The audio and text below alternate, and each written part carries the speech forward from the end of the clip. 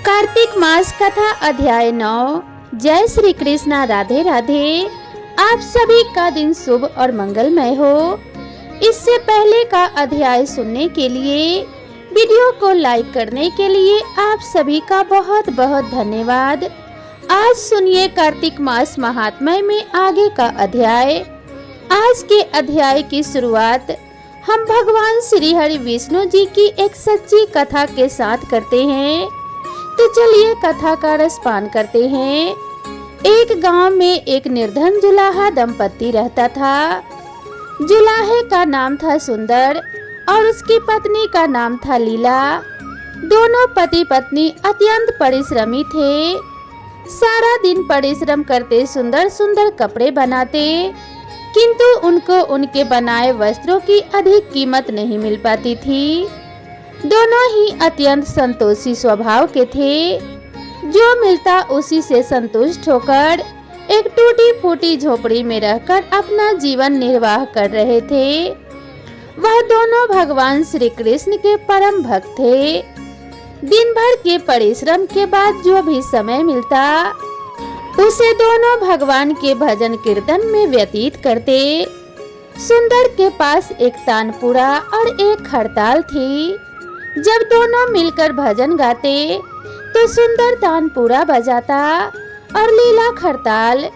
फिर तो दोनों भगवान के भजन में ऐसे खो जाते कि उनको अपनी भूख प्यास की चिंता भी नहीं रहती थी। यूं दोनों संतोषी स्वभाव के थे। अपनी दीनहीन अवस्था के लिए उन्होंने कभी भगवान को कोई भी उलाहना नहीं दिया और अपने इसी जीवन में प्रसन्न रहते थे। किंतु दुख उनको सदा कचोटता रहता था। उनकी कोई संतान भी नहीं थी। इसको लेकर वह सदा ही चिंतित रहा करते थे। इसको भी उन्होंने भगवान की लीला समझकर स्वीकार कर लिया और निष्काम रूप से श्री कृष्ण के प्रेम भक्ति में डूबे रहते। जब उनकी आयु अधिक होने लगी तो एक दिन लीला ने सुंदर से कहा कि हमारी कोई संतान नहीं है। कहते हैं कि संतान के बिना मुक्ति प्राप्त नहीं होती। अब हमारी आयु भी अधिक हो चली है। न जाने कब बुलावा आ जाए। मरने के बाद कौन हमारी चिता को अग्नि देगा और कौन हमारे लिए तर्पण आदि का कार्य करेगा। कैसे हमारी मुक्ति होगी। सुंदर बोला, तू क्यों चिंता करती है? ठाकुर जी है ना, वही सब देखेंगे। सुंदर ने यह बात कह तो दी, किंतु वह भी चिंता में डूब गया। तभी उसके मन में एक विचार आया। वह नगर में गया और भगवान श्री कृष्ण के बाल गोपाल रूप की एक प्रतिमा ले आया। घर आकर अपने पत्नी से बोला, अब तुझे चिंता करने की कोई आवश्यकता नहीं है। मैं यह बाल गोपाल लेकर आया हूँ। हमारी कोई संतान नहीं है तो वह भी इन्हीं की तो लीला है। हम इनको ही अपने पुत्र के समान प्रेम करेंगे। यही हमारे पुत्र का दायित्व पूर्ण करेंगे। यही हमारी मुक्ति करेंगे। सुंदर की बात सुनकर लीला अत्यंत प्रसन्न हुई। उसने बाल गोपाल को लेकर अपने हृदय से लगा लिया और बोली, आप बिल्कुल ठीक कह रहे हैं। आज से यही हमारे लल्ला हैं। दोनों पति पत्नी ने घर में एक कोना साफ करके स्थान बनाया और एक चौकी पर बाल गोपाल को विराजित कर दिया। तब से जुलाहा दंपति का नियम हो गया। वह प्रतिदिन बाल गोपाल को स्नान कराते, उनको धुले वस्त्र पहनाते, अपनी संतान की तरह उनको लाड़ लड़ाते, उन्हीं के सामने बैठकर भजन कीर्तन करते और वहीं सो जाते। जुलाहा अपने हाथ से बाल गोपाल के लिए सुंदर वस्त्र बनाता और उनको पहनाता। इसमें उसको बड़ा ही आनंद आता था। धीरे धीरे दोनों बाल गोपाल को अपनी संतान के समान ही प्रेम करने लगे। लीला का नियम था कि वह प्रतिदिन अपने हाथ से अपने लल्ला को भोजन कराती, तब स्वयं भोजन करती। लल्ला को भोजन कराते समय उसको ऐसा ही प्रतीत होता मानो अपने ही पुत्र को भोजन करा रही हो। उन दोनों के निश्चल प्रेम को देखकर करुणा निधान भगवान अत्यंत प्रसन्न हुए और उन्होंने अदृश्य रूप में आकर स्वयं भोजन करना आरंभ कर दिया। लीला जब प्रेम पूर्वक बाल गोपाल को भोजन कराती तो भगवान को प्रतीत होता मानो वह अपनी माँ के हाथों से भोजन कर रहे हैं। उनको लीला के हाथ से प्रेम पूर्वक मिलने वाले हर कौर में माँ का प्रेम प्राप्त होता था। लीलाधारी भगवान श्री कृष्ण स्वयं माँ की उस प्रेम लीला के वशीभूत हो गए, किंतु लीला कभी जान नहीं पाई कि स्वयं बाल गोपाल उसके हाथ से भोजन करते हैं। एक दिन कार्य बहुत अधिक होने के कारण लीला बाल गोपाल को भोजन कराना भूल गई। गर्मी का समय था। भरी दोपहरी में दोनों पति पत्नी कार्य करते करते थक गए और बिना भोजन किए ही सो गए। उनको सोए हुए कुछ ही देर हुआ था कि उनको एक आवाज सुनाई दी, माँ बाबा मुझको भूख लगी है। दोनों हड़बड़ा कर उठ गए। चारों तरफ देखा आवाज कहाँ से आई है, किंतु कुछ दिखाई नहीं दिया। तभी लीला को स्मरण हुआ कि उसने अपने लल्ला को भोजन नहीं कराया। वह दौड़कर लल्ला के पास पहुंची तो देखा कि बाल गोपाल का मुख कुम्हलाया हुआ है। इतना देखते ही दोनों पति पत्नी वहीं उनके चरणों में गिर पड़े। दोनों की आंखों से आंसुओं की धार बह निकली।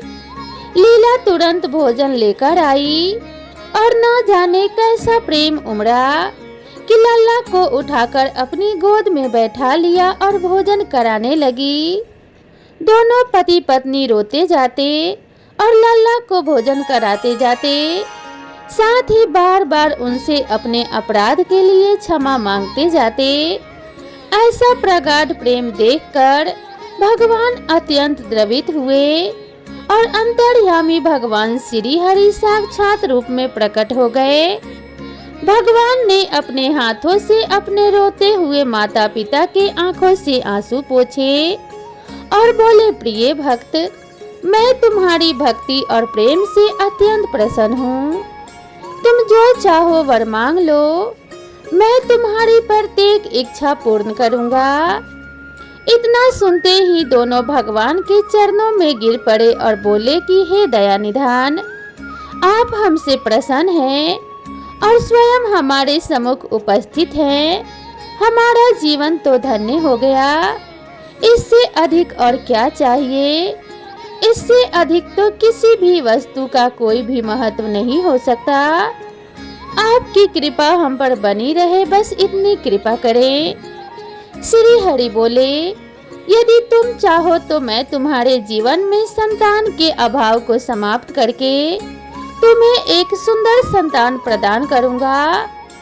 यह सुनते ही सुंदर और लीला एकदम व्याकुल होकर बोले, नहीं भगवान, हमको संतान नहीं चाहिए। उनका उत्तर सुनकर भगवान श्री हरि ने पूछा, किंतु क्यों?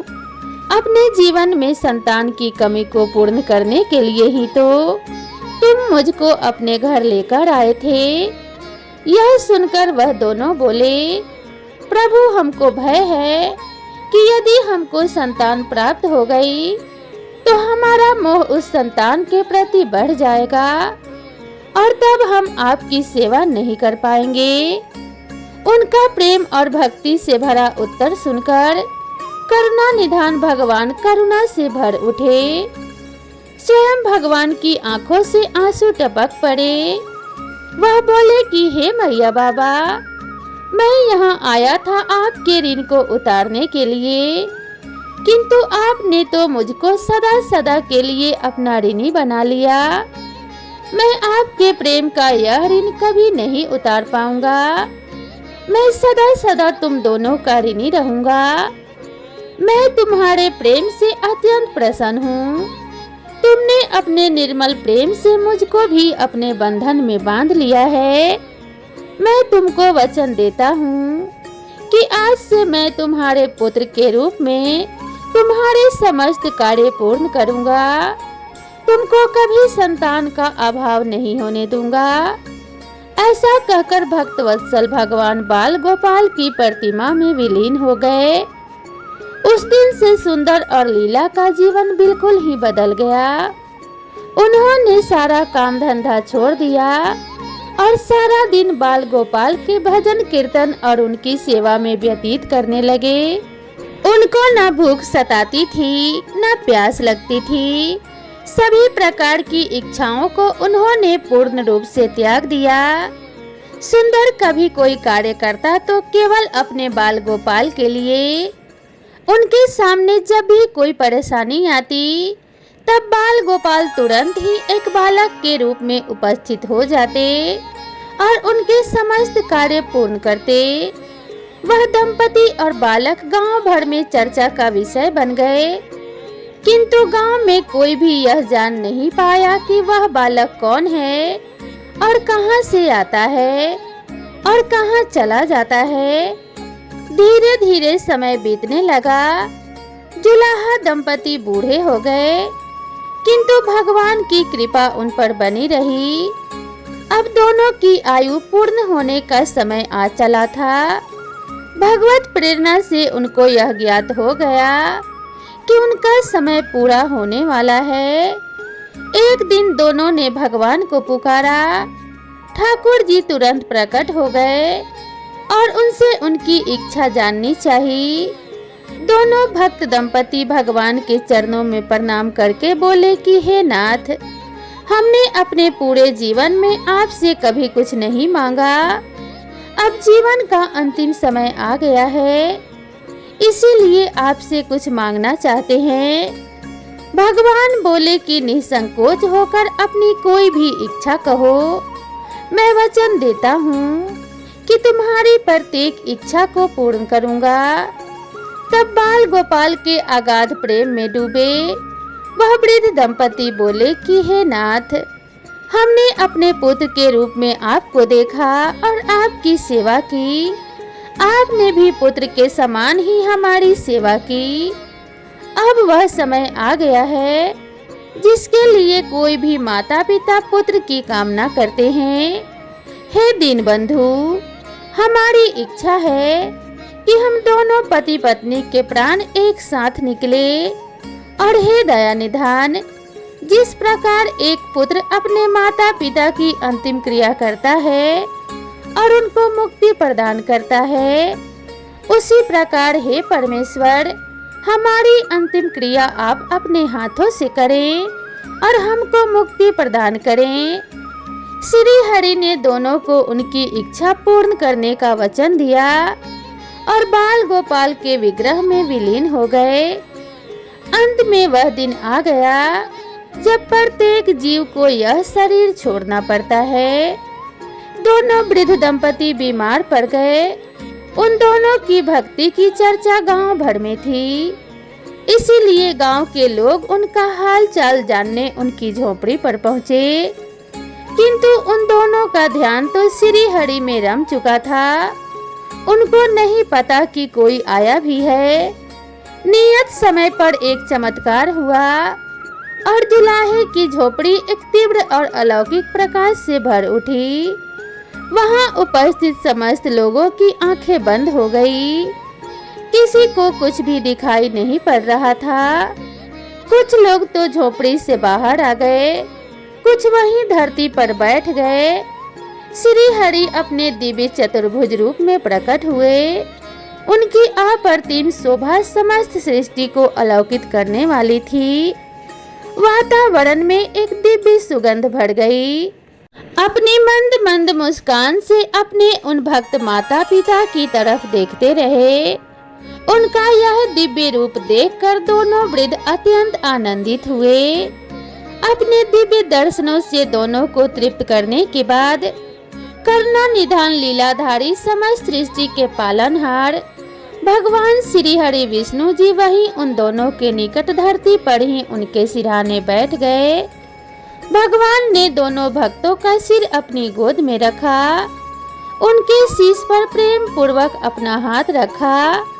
तत्पश्चात अपने हाथों से उनके नेत्र बंद कर दिए। तत्काल ही दोनों के प्राण निकल गए और श्री हरि में विलीन हो गए। पंचभूतों से बना शरीर पंचभूतों में विलीन हो गया। कुछ समय बाद जब उस दिव्य प्रकाश का लोप हुआ तो सभी उपस्थित ग्रामीणों ने देखा वहां ना तो सुंदर था और ना ही लीला थी और ना ही बाल गोपाल थे। शेष थे तो मात्र कुछ पुष्प जो धरती पर पड़े थे और एक दिव्य सुगंध जो वातावरण में चहुं ओर फैली थी। विस्मित ग्रामीणों ने श्रद्धा से उस धरती को नमन किया, उन पुष्पों को उठाकर शीश से लगाया तथा सुंदर लीला की भक्ति और गोविंद के नाम का गुणगान करते हुए चल दिए। उन पुष्पों को श्री गंगा जी में विसर्जित करने के लिए तो प्रेम से बोलिए जय श्री हरि भगवान विष्णु की, जय श्री कृष्णा, राधे राधे। अब आइए सुनते हैं आज का अध्याय। इससे पहले के अध्याय में आपने श्रवण किया था कि किस प्रकार देव ऋषि नारद ने राजा पृथु को कार्तिक मास में पड़ने वाली चतुर्थी व्रत के महात्म्य का वर्णन किया था। एक दिन देव ऋषि नारद जी ने श्री वेद व्यास जी से पूछा कि हे व्यास जी, ब्रह्मचारी, गृहस्थ, वानप्रस्थी और सन्यासी इन चारों आश्रमों में गृहस्थ आश्रम को ही क्यों सर्वश्रेष्ठ माना गया है? इस बारे में मेरी जानने की प्रबल इच्छा है। तब व्यास जी ने कहा कि हे नारद, जैसे समस्त नदियां समुद्र में जाकर आश्रय पाती हैं और सभी जीव माता का आश्रय पाकर जीवित रहते हैं, उसी प्रकार भिक्षुक, ब्रह्मचारी, सन्यासी, विद्यार्थी, गुरु, पूजक तथा यात्री ये 6 जीविका रहित होने पर भी गृहस्थों का ही आश्रय पाते हैं। व्यास जी ने कहा कि हे देवऋषि नारद, ध्यान से सुनो। इस संबंध में मैं तुम्हें एक पुरातन इतिहास सुनाता हूँ। प्राचीन काल में उतानपाद राजा का उत्तम नाम का पुत्र अत्यंत बलवान तथा मदिरा पीने वाला था। राजा रानी दोनों स्नेह पूर्वक रहते थे। एक दिन राजा ने वैश्या का नृत्य देखते हुए मदिरा पान किया, साथ ही अपनी स्त्री से भी मदिरा पीने का आग्रह किया, परंतु रानी ने उसका कहना नहीं माना। तब राजा ने क्रोधित होकर अपने सेवकों को निर्जन वन में रानी को छोड़ आने की आज्ञा दी। अनुचरों ने राजा की आज्ञा का पालन किया। इसके पश्चात राजा ने दूसरा विवाह नहीं किया। रानी के वियोग को सहन करते हुए राजा प्रजा का पुत्र के समान पालन करने लगा। एक दिन ब्राह्मण ने राजा उतानपाद के समीप आकर निवेदन किया कि हे राजन, मेरी स्त्री का किसी ने अपहरण कर लिया है, इस कारण मैं अत्यंत दुखी हूँ। आप मेरी पत्नी को तलाश करवाकर मुझे वापस दिलाने की व्यवस्था करें। राजा ने कहा कि हे महाराज, मुझे नहीं मालूम कि आपकी स्त्री को कौन किधर और कहां ले गया है। इस स्थिति में उसे ढूंढकर कहां से ला सकता हूं? यह सुनकर ब्राह्मण ने कहा कि हे राजन, छठा भाग कर के रूप में प्राप्त करने के कारण आप राजा के रक्षक हैं। मेरी स्त्री अपने घर में सो रही थी, वहां से उसे कोई हड़कर ले गया है। अतएव आपका कर्तव्य है कि आप उसे कहीं से भी ढूंढ कर ले आएं। राजा ने कहा कि हे विप्र, मैंने आपकी स्त्री को कभी नहीं देखा है और ना ही यह मैं जानता हूँ कि वह कैसे रंग रूप व स्वभाव वाली है, तब मैं उसे कैसे खोज सकता हूँ? यह सुनकर ब्राह्मण बोला, यद्यपि वह कर्कश स्वभाव की, कठोर वचन बोलने वाली, काले रंग की और कुरूपा है, तथापि मैं उसकी निंदा नहीं करता, क्योंकि वह मेरी पत्नी अर्थात अर्धांगिनी है। यह सुनकर राजा ने कहा, जब तुम्हारी स्त्री ऐसी कुरूपा और क्रूर स्वभाव की है, तब तुम उसे प्राप्त करके क्या करोगे? उसके स्थान पर मैं तुम्हें अत्यंत सुंदर शील स्वभाव की अन्य स्त्री दे सकता हूँ। ब्राह्मण ने कहा कि हे राजन, मेरी पत्नी मेरे धर्म कर्म की अर्धांगिनी है, अतः उसकी रक्षा करना मेरा परम धर्म है। जो पुरुष अपनी स्त्री की सुरक्षा नहीं करता, उसके वर्ण संकर संतान उत्पन्न होती है और उसके पितर नरकवासी होते हैं। वेश्यागामी पुरुष का कल्याण कभी नहीं हो सकता, और जो मनुष्य ऋतुकाल के पश्चात अपनी स्त्री से सहवास नहीं करता, उसके पितर 1 मास तक उसके रुधिर में तैरते हैं। ब्राह्मण के ऐसे वचन सुनकर राजा अपने शस्त्र और अस्त्र लेकर अपने रथ पर सवार होकर उस स्त्री को खोजने के लिए चल दिया। कुछ दूर जाकर उसने एक आश्रम देखा जिसमें एक महान तपस्वी कुशा के आसन पर विराजमान थे। राजा को आश्रम में आया देखकर भी ऋषि ने उसका कोई आदर सत्कार नहीं किया। ऋषि कहने लगे कि मैं जानता हूँ कि तुम राजा उतानपाद के पुत्र हो, मगर यहाँ किस कारण से आए हो? राजा ने कहा कि हे मुने, एक ब्राह्मण के घर से कोई उसकी स्त्री को हर कर ले गया है। मैं उसी की खोज में इधर आया हूँ, मगर ना तो आपने मुझे अर्घ दिया और ना ही किसी प्रकार का आदर सत्कार किया। इसका क्या कारण है? ऋषि ने उत्तर दिया कि हे राजन, तुम अर्ध योग्य होते हुए भी इस समय उसके पात्र नहीं हो, क्योंकि तुमने अपनी निरपराध स्त्री का वन में त्याग किया है, जहाँ स्त्री का यह धर्म है कि वह तन मन से अपने पति की सेवा करे तथा उसकी आज्ञाकारी रहे। वही पति का भी यह धर्म है कि वह अपनी पत्नी का यथोचित सम्मान करे। जिस घर में स्त्रियों का मान होता है, वहाँ पर देवताओं का वास होता है। इसके विपरीत जहाँ स्त्रियों का निरादर होता है, वहाँ सुख शांति कभी रह ही नहीं सकती। इतना सुनकर राजा अत्यंत लज्जित होकर पूछने लगा कि हे भगवान, आप भूत भविष्य और वर्तमान तीनों कालों को जानने वाले हैं, अतएव कृपा करके बताइए कि ब्राह्मण की स्त्री को हरकर कौन, क्यों और कहाँ ले गया है? तब ऋषि ने ध्यान धरकर कहा कि हे राजन, अदिति का पुत्र वलाक नामक राक्षस उस ब्राह्मणी को हरकर उत्पलावत वर्त वन में ले गया है। तुम उससे ढूंढकर ब्राह्मण का संयोग कराओ। यह सुनकर राजा मुनि को प्रणाम करके अपने रथ पर सवार होकर उत्पलावर्त वन में जा पहुंचा। वहां जाकर राजा ने देखा कि एक स्त्री बिल का फल खा रही है। ब्राह्मण ने जैसा बताया था वैसा ही रंग रूप देखकर राजा ने उसे पहचान लिया और कहा कि हे कल्याणी, तुम कौन हो और इस वन में क्यों आई हो? तब ब्राह्मणी बोली, मैं अति रात्र की पुत्री तथा विलास पुत्र की स्त्री हूँ। मैं अपने घर में सो रही थी कि वलाक नामक राक्षस अपहरण करके मुझे यहाँ ले आया है। यहाँ लाने के बाद उसने ना तो मुझे किसी प्रकार का कष्ट दिया है और ना मेरा सतीत्व नष्ट करने का प्रयत्न किया है। इतना होने पर भी अपने पति के वियोग के कारण मैं अत्यंत दुखी हूँ। राजा ने पूछा कि हे ब्राह्मणी, वह राक्षस कहाँ गया है? तब ब्राह्मणी ने बताया कि वह इस वन के अमुक स्थान पर गया है। जब राजा ब्राह्मणी द्वारा बताए गए स्थान पर पहुंचा तो राक्षस देखते ही राजा के चरणों में गिरकर बोला कि हे राजन, मेरे लिए क्या आज्ञा है?